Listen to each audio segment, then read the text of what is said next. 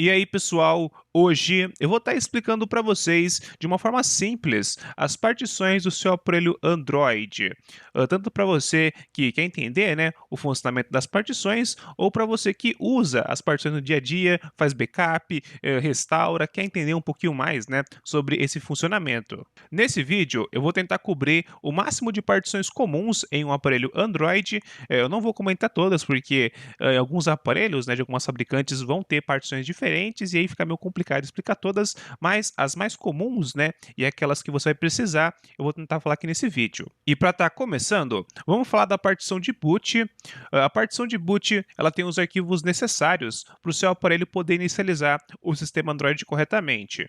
No caso, ela vai ter aí o kernel Linux, né, que seria um fork do kernel Linux com as coisas, né, específicas para poder rodar o Android, os drivers, né, da sua fabricante e para o Android poder funcionar corretamente. Tem também o RANDisk, né? Só que, no geral, vai ficar de uma forma simples, né? A partição de boot vai ter as coisas necessárias para o seu aparelho poder inicializar o sistema Android. A próxima partição é a partição do sistema.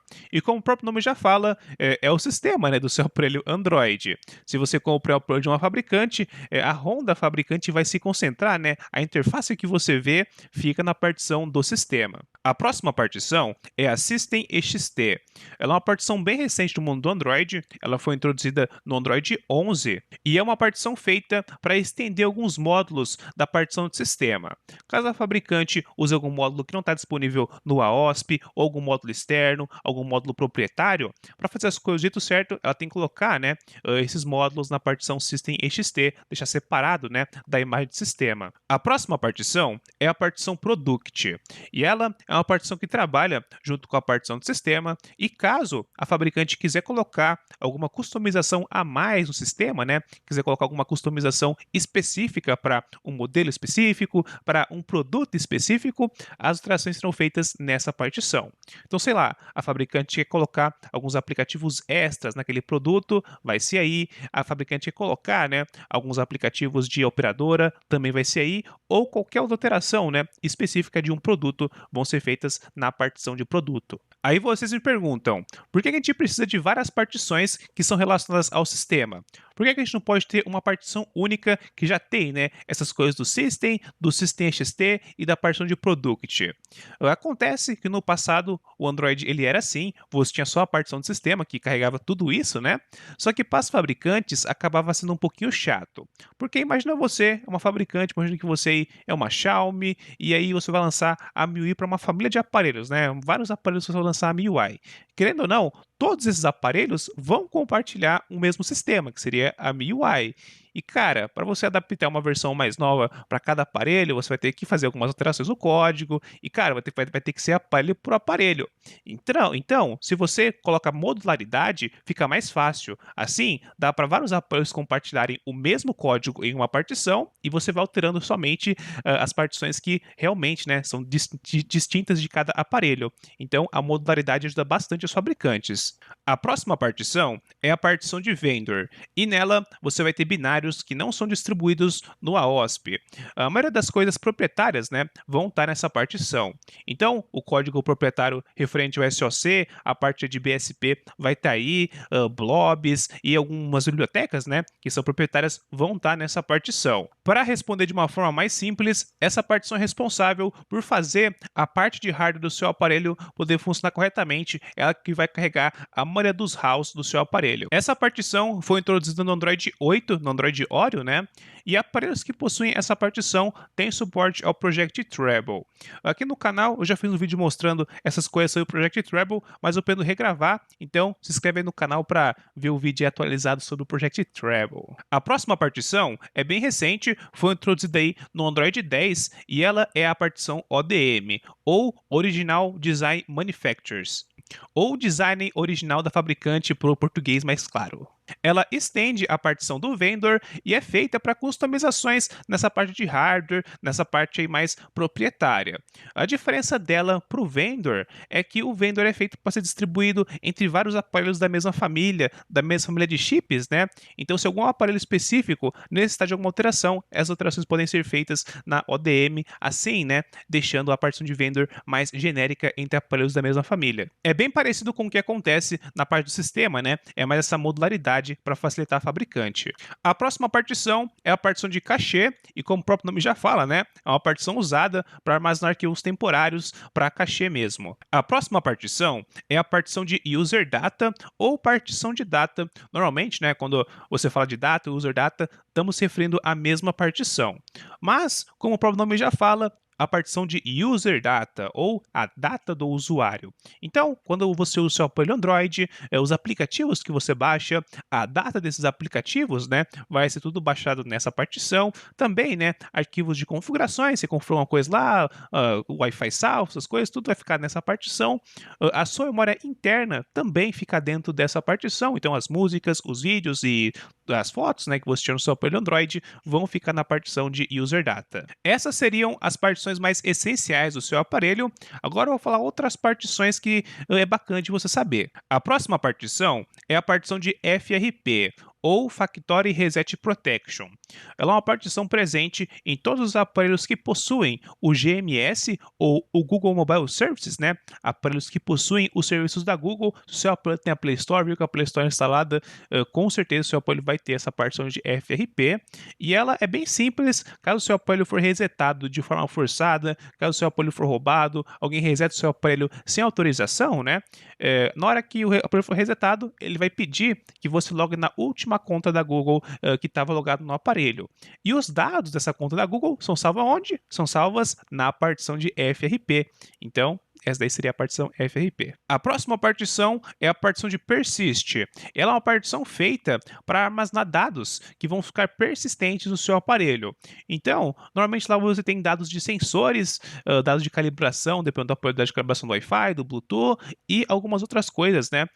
Fabricantes que usam alternativas ao FRP também gostam de colocar os dados nessa partição de Persist, porque é uma partição que vai ter alguns dados que são persistentes. A próxima partição é a partição de EFS e nela você vai ter algumas informações sobre o seu aparelho, algumas coisas sobre endereço MAC, o Bluetooth, algumas coisas também sobre o endereço de e-mail. Então é uma partição assim bem crítica. A próxima partição, na verdade que vai ser meio que um grupo de partições, né? Seria a partição de modem, a partição de modems T1 e a modems T2, creio que na maioria dos aparelhos vai ser modems T1 e modems T2, mas essas partições são relacionadas ao modem do seu aparelho, né? Ao firmware do modem do seu aparelho. Então as coisas, né, para baseband do seu aparelho poder funcionar, para ele poder pegar sinal e tal, vão estar nessa partição. A próxima partição é a partição de recovery e nela, creio que a maioria de vocês já sabem, é a partição, né, onde o seu recovery é armazenado. A próxima partição é a partição de logo ou a partição de splash. Dependendo do aparelho, pode ser uma ou pode ser outra.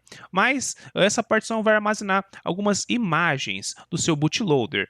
Então, sei lá, quando você aperta o botão power, né, antes de aparecer a tela da animação do sistema, aparece uma telinha, né, normalmente a telinha da fabricante, e aquela telinha, né, aquela imagem é armazenada em algumas dessas partições. Pode ser tanto a partição de logo ou a partição de splash. Em algumas fabricantes, né, essas partições podem carregar até mais imagens. Creio que nos aparelhos da Motorola, né, a partição de logo controla até as imagens do boot menu, então dá para até trocar um pouquinho as opções do boot menu.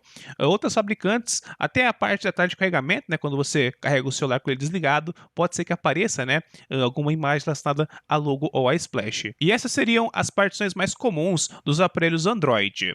Outra coisa legal de mencionar é que as partições mais cruciais do seu aparelho, a própria fabricante coloca partições de backup. Então, dependendo do seu aparelho, se for um aparelho mais recente, né, caso uma partição falhe, caso uma partição aí dê problema, corrompa, você nem percebe, dependendo dele repara automaticamente e você nem vê. Mas se você gosta de ficar aí customizando seu aparelho Android, testando o custom ROM, é bacana você fazer um backup dessas partições. Eu já fiz um vídeo aqui no canal mostrando como você faz o backup das partições mais cruciais do seu aparelho. Recomendo que vocês assistam lá. E agora, para estar complementando, eu vou falar sobre as partições dinâmicas. Existem aparelhos que possuem partições dinâmicas. Para falar de uma forma mais simples, seria uma partição real bem grandona e dentro dessa partição vão ter várias partições lógicas. Essa partição bem grandona aí é chamada de super e dentro dela vão ter várias partições relacionadas ao sistema, né? Partição de sistema, partição de vendor, partição aí de product. O mesmo texto na tela, né? As partições que podem ser colocadas na partição super. Para ficar um pouco mais fácil de entender, vamos fazer um exemplo. Vamos primeiro falar, né, das partições comuns e depois como que é nesse esquema de partições dinâmicas. Então, nas partições comuns, a sua fabricante vai pegar, né, as partições que vão receber atualizações via OTA ao longo do tempo e vai alocar um certo valor para elas, né? Vai alocar um certo valor para a partição de vendor, para de product, para de system e para algumas outras, né? Aqui no exemplo, vou usar só essas três de vendor, product e system para ficar mais simples de entender. Mas ok, a partição de vendor, ela já vem com valor pré-alocado para poder, né, receber atualizações via OTA. Então, mesmo que a partição tenha de uso aí 500 MB, ela pode ser que a fabricante coloque 1 GB para conseguir segurar, né, atualizações ao longo do futuro. O mesmo a partição de product, então tem uma partição lá de product com tamanho pré-definido e ela não usa tudo dessa partição, ela usa só um pouco. E o mesmo a partição do sistema. O problema das partições comuns é que algumas das partições sempre vão ter espaço livre e algumas outras vão sofrer para receber atualizações. Então, vamos imaginar a partição do sistema. A sua fabricante fez uma atualização e essa atualização é mais pesada que a sua partição do sistema. A fabricante não pode ir lá e reduzir, né, o tamanho da partição de product e reduzir o tamanho da partição de vendor até que a partição do sistema caiba a nova atualização. Você não pode fazer isso no esquema de partições comum. Então, o que a fabricante acaba optando? A fabricante acaba optando por diminuir, né, a imagem do sistema até caber na partição do sistema, então acaba sendo um processo meio chato. Isso não acontece quando você tem partições dinâmicas. Quando você tem partições dinâmicas, tem uma partição bem grande, essa partição é chamada de super, e nela ela vai carregar outras partições lógicas do seu aparelho, tipo a partição de system, de product e de vendor. Só que essas partições que estiverem dentro da partição super, elas só vão estar usando o espaço que necessitam, elas não vão ter espaço livre dentro delas. E caso venha uma atualização que é mais pesada, tanto para a parte de vendor, de system, de product, essas partições podem se estender ao longo da partição super, então fica muito mais fácil de atualizar um aparelho. E isso acaba facilitando para sua fabricante, porque ela não precisa se preocupar mais em ficar redimensionando a partição do sistema até caber em outro aparelho, redimensionar a partição de product até caber em outro aparelho. Não, as partições, né, que estão dentro da partição super podem alocar espaço dentro da partição super. Antes de finalizar o vídeo, eu vou falar um pouquinho sobre o esquema de partições AB e também sobre os Seamless Updates. Hoje no Android existem dois esquemas de partições, no caso vai ter o esquema de partições Legacy e o esquema de partições AB. O esquema de partições Legacy é bem simples, é quando você tem uma partição para cada partição crucial do seu aparelho. Então, você tem uma partição de sistema, uma partição de vendor, uma partição de boot, uma partição de product e assim vai indo, seria uma partição para cada partição. O esquema de partições AB é quando você tem duas partições para cada partição importante do seu aparelho. Então, você tem duas partições de sistema, no caso seria System A e System B, Vendor A, Vendor B, e assim vai indo para várias partições do seu aparelho. E é por isso que esse esquema de partições é chamado de AB, porque você vai ter o slot A de partições, né, e o slot B de partições. Mas assim, pessoal, é somente as partições importantes do seu aparelho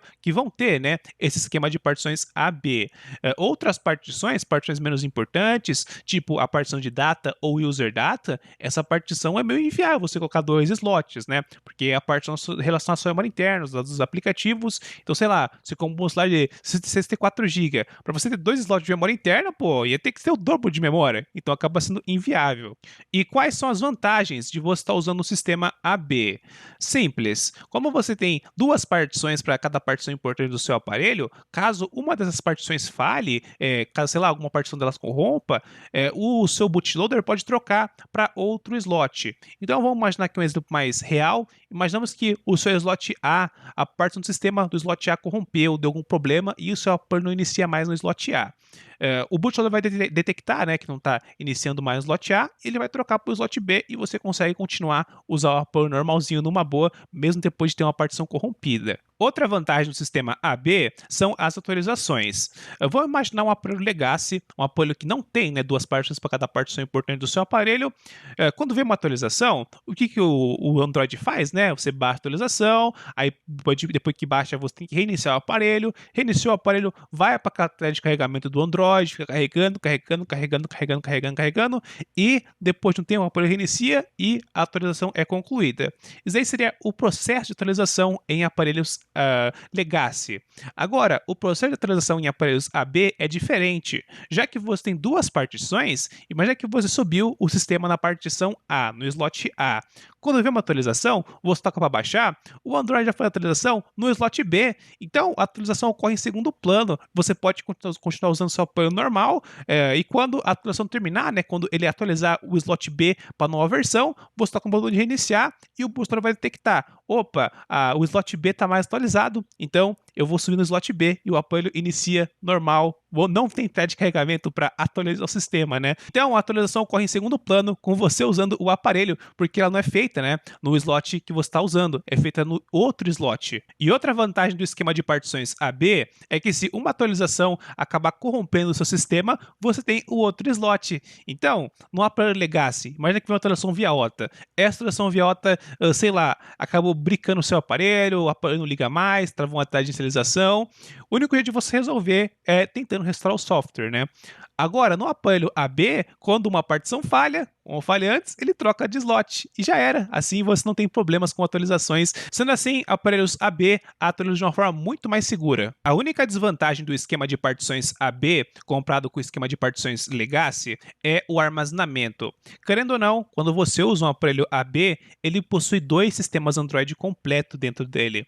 Agora, quando você usa um aparelho Android com esquema de partições Legacy, você tem só um sistema Android completo. Então, aparelhos AB normalmente gastam mais memória e deixam menos espaço, né, para o usuário. Só que a vantagem é que ele tem uma segurança muito maior e uma atualização bem menos irritante comparado com o esquema de partições Legacy. Já o esquema de partições Legacy, ele gasta menos memória, ele deixa, né, mais memória para o usuário, só que ele é mais efetivo a falhas. É difícil de acontecer, mas comparado com o esquema de partições AB, o esquema de partições Legacy é um pouco menos seguro. E essas foram algumas informações sobre as partições do seu aparelho Android.